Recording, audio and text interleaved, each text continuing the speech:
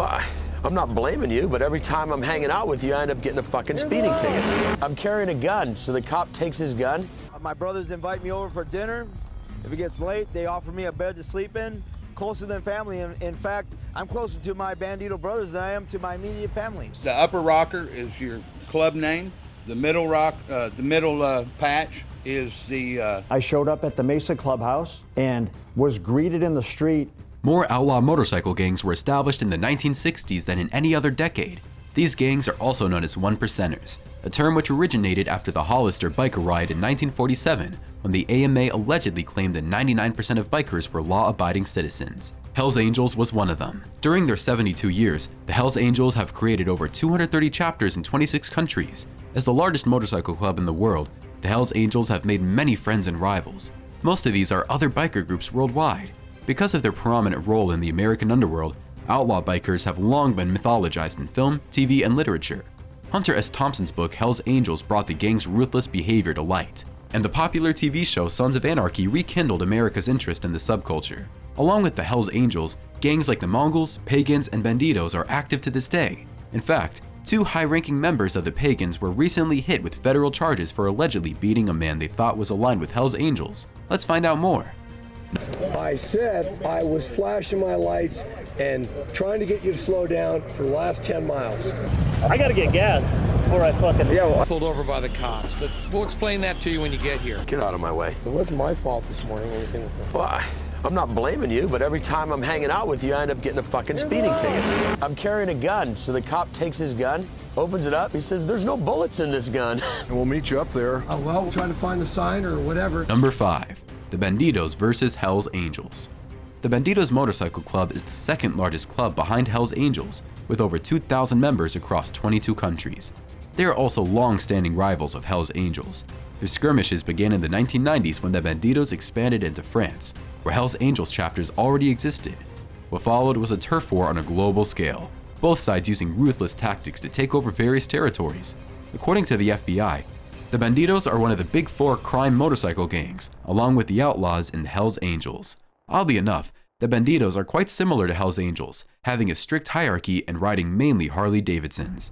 The Banditos are in a war with the Angels over drugs and other criminal activities that's driven by both money and outright hatred. In 1996, both gangs came under scrutiny for slaying 6 people in sneak attacks over turf greed and what they called honor in Sweden, Norway, Finland, and Denmark. In the mid-1990s, this was called the Great Nordic Biker War, which shook Scandinavia. At least 12 people passed away, and nearly 100 were injured in the 3-year skirmish, which featured unprecedented firepower for a gangland rivalry. The 2 bike gangs faced off again in Canada during the late 1990s and 2000s. This time, the conflict, dubbed the Quebec Biker War, reportedly cost 150 lives. The conflict largely ended in April 2006, when authorities found 8 Bandito members lifeless in a farmer's field near Toronto. In 2009, an ex-cop on trial for the attempts on life accused Bandito's world president Jeff Pike of ordering the slayings. The ex-cop and 5 others were convicted of the crime. Pike denied the accusation and was never charged. That is not done as a club. If a brother is caught dealing dope, when we were started back in the mid-60s, it was after the Vietnam War. Nowadays, it's a little bit different. It's 21st century. We know we can't live like that anymore. Most of us are all businessmen or have jobs. My brothers invite me over for dinner. If it gets late, they offer me a bed to sleep in. Closer than family. In fact, I'm closer to my Bandito brothers than I am to my immediate family. And is worthy of recognition and praise. They're not bad people, they're good people. And that even though they make a lot of noise. I think they need to take a look in the mirror, look at themselves. I think if you look at the history here in the last 18 months of in San Antonio. I'll go any extent to be with my brothers when we're burying a brother. Number 4. The Vagos versus Hells Angels. In 1965, 13 bikers meet on the corner of 8th and Davidson in San Bernardino, California, to form the Vagos Motorcycle Club, beginning a history that would involve drug trafficking, clashes with the police, and a violent rivalry with the Hells Angels. The elected president was Rudy Esparza, nicknamed Puro, who led the new club in selecting their name. Bikers would often move between clubs or find their club being absorbed into a larger club. The question of whether the Vagos would absorb or be absorbed was very quickly answered as more chapters sprang up across California. In 2014, the FBI listed the Vagos as one of the largest outlaw motorcycle groups in Western America with 600 members and 24 chapters throughout America, as well as chapters in Canada, Mexico, and Europe. Described by Vagos infiltrator Charles Falco as the Mafia on wheels, the Vagos have more than earned their 1%er patch. Drug-related arrests have been made throughout their colorful history. Over 40 pounds of cocaine and 8 pounds of methamphetamines and a rocket launcher were seized in a 2011 raid, and in 2014, 4 Vagos members were arrested by the FBI for selling methamphetamines. Alongside money laundering and weapons trafficking, the Vagos were also known for their general violence, especially with rival groups. As the Vagos attempted to expand their territory, tension erupted between them and other bike clubs, most notably the Hells Angels. In 2001, a bloody melee broke out between the Vagos and the Angels in the Californian city of Costa Mesa. And in 2010, an argument over which gang got to hang out in the Starbucks in Santa Cruz escalated. A brawl outside the coffee shop led to a gunfight in Chino Valley, several drive-by shootings, and a bitter feud. In 2016, casino patrons died for cover under blackjack's tables as both rival gangs fired dozens of shots at each other during a fatal brawl on the floor of a northern Nevada casino 5 years ago this weekend. The day after a Hells Angels boss died in the melee, a member of the Vagos gang was shot in retaliation, leading the mayor of Sparks to declare a state of emergency. The culprit was later apprehended and put to trial. This is on additional felony charges including racketeering. Hells Angels members or affiliates now face charges. Shooting was allegedly between the Hells Angels and Vagos. Number 3. The Mongols versus Angels. The Mongols Motorcycle Club was headquartered in Southern California. It was originally formed in Montebello, California in 1969. Law enforcement officials estimate approximately 2,000 full-patched members are in the club. The River Run riot was the most violent and infamous confrontation between the Hells Angels and Mongols motorcycle clubs that occurred on April 27, 2002 in Laughlin, Nevada during the Laughlin River Run. The conflict began when members of the Hells Angels went to Harrah's Laughlin Casino Hotel to confront members of Mongols because a police officer told members of the Hells Angels their club brothers were surrounded by Mongols. Not knowing it was peaceful, members of the Hells Angels went to confront Mongols. Mongol Anthony Barrera, 43, was knifed to his end, and 2 Hells Angels, Jeremy Bell, 27, and Robert Tumulteed, 50, were shot to theirs. This was the first time that there were multiple slayings in a Nevada casino. 7 Hells Angels and 6 Mongols were imprisoned as a result of the events, and 36 other people had their charges dismissed. Frederick Donahue, one of the Hells Angels indicted after the incident, evaded capture for 6 years before surrendering in July 2008.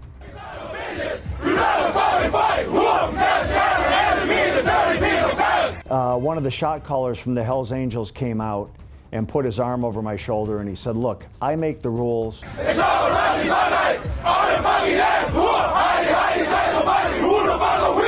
Told me, "You can't bring your guns inside our clubhouse." That if I intended to keep doing that business, I had to come to their clubhouse and meet their members. I showed up at the Mesa Clubhouse and was greeted in the street. Some had guns, some had baseball bats, and so I had guns that were exposed on me. You have people that you feel like you need to defend yourself against? So do I. So right off the bat, from that very first critical interaction, like I felt like I was winning. Number 2. The Hells Angels and Iron Order. The Iron Order is a motorcycle club that was founded in 2006 in Louisville, Kentucky. The 2 clubs have been involved in a number of violent confrontations. In May 2015, a Hells Angels member was shot and slayed by an Iron Order member during a fight at a motorcycle rally in Nevada.